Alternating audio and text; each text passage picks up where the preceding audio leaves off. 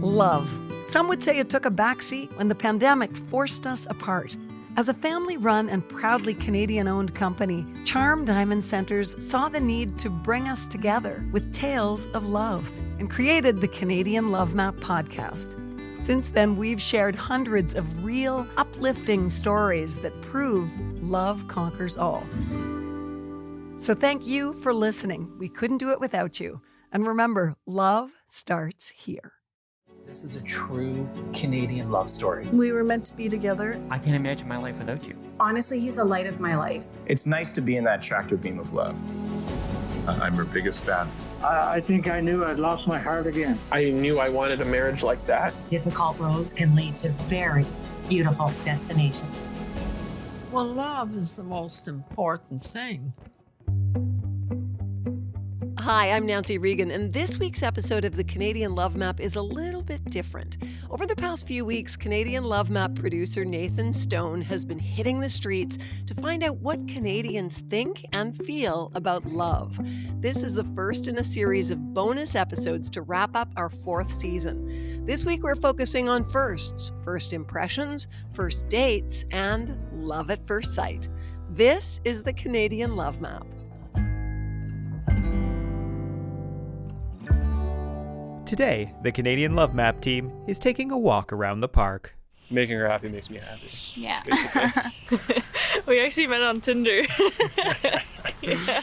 It's a warm, sunny summer day, and there's many park goers out for an afternoon stroll.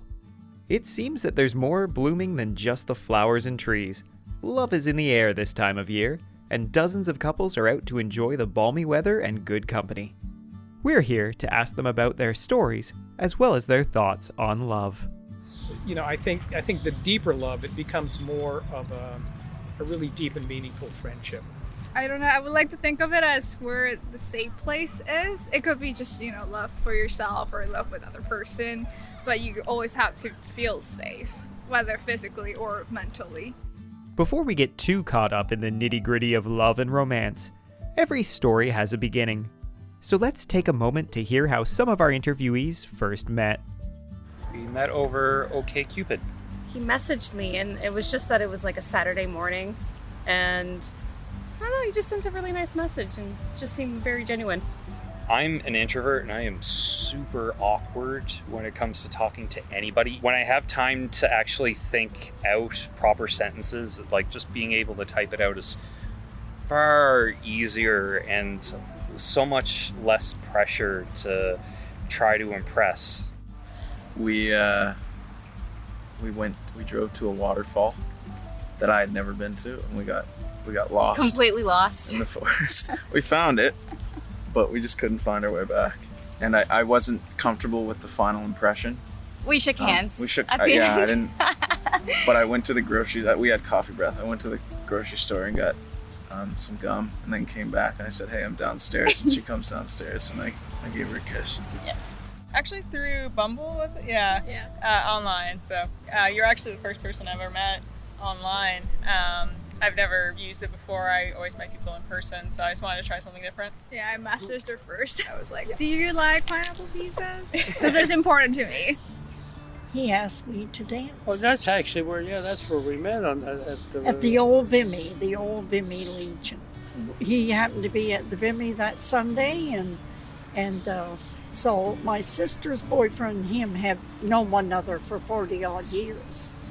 So I think he went down to Bill was sitting by himself, and I was up dancing with someone. So my sister's boyfriend said, "You see that woman up there dancing with that tall Guatemalan guy?" He said, she's my girlfriend's sister. I think you should ask her to dance after. We met at a party, actually, in high school. Yeah, it was, 5 years ago? Just about 5 years ago now. Nearly 5 years, yeah. Yeah? Because we couldn't drive, right? I think we were, 16 when we met? Yeah, like 15. We asked our parents. We always have to ask them to drive us everywhere. And they were going out to this restaurant in her town. And I said, let's pick her up and let's go together. And they sat at a separate table. We sat at our own. It was awesome. It was kind of like our first date, I guess. Yeah. It's easy to get swept away in the excitement of new love, but we want to know, do our interviewees believe in love at first sight? I believe in love at like first getting to know somebody. Like I don't know if like getting to see his character and getting to see who he was as a man, I was like, oh my, that's a good catch. But I don't know if just looking at somebody can really tell everything. So yeah, I'm not too sure. I mean, I'm sure there's lots of people that say they would definitely believe in it, and Yeah. I can see the points from it, but I think it might just be an interest at first, but you really gotta like get to know the person before you really figure out what that feeling was in the beginning. We really liked each other. I was seeing another guy at the time. I came back from this party and I saw him, and instantly I was like, oh, I'd rather be with him. Yeah. I don't know if that was love. It was instant attraction. Yeah, I think there's something there. There's an essence, there's an aroma that kind of sticks with you. Yeah, the first time we met, we didn't talk again for another 2 months. Yeah. But we both talked about each other. Oh, yeah. Oh, what am I going to see here next? You know? Yeah. No.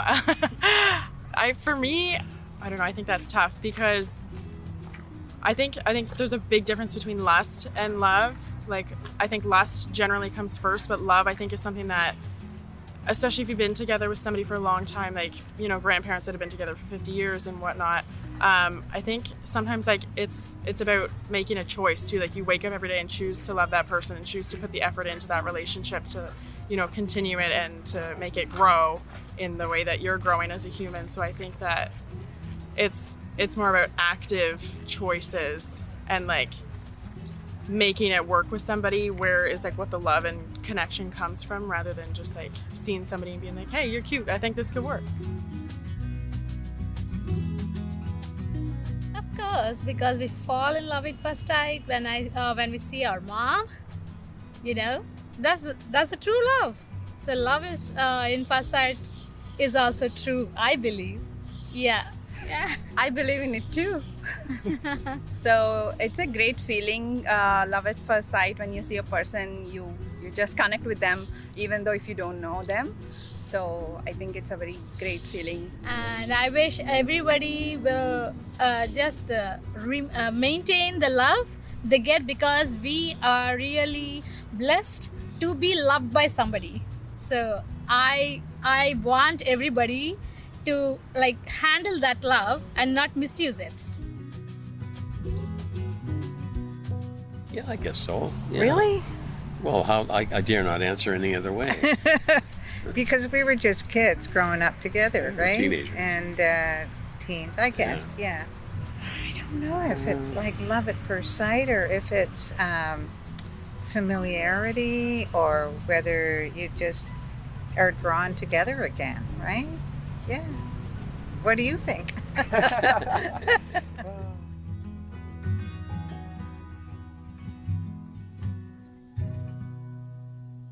This is just a small taste of the stories the Love Map team has recorded, and we can't wait to share more with you.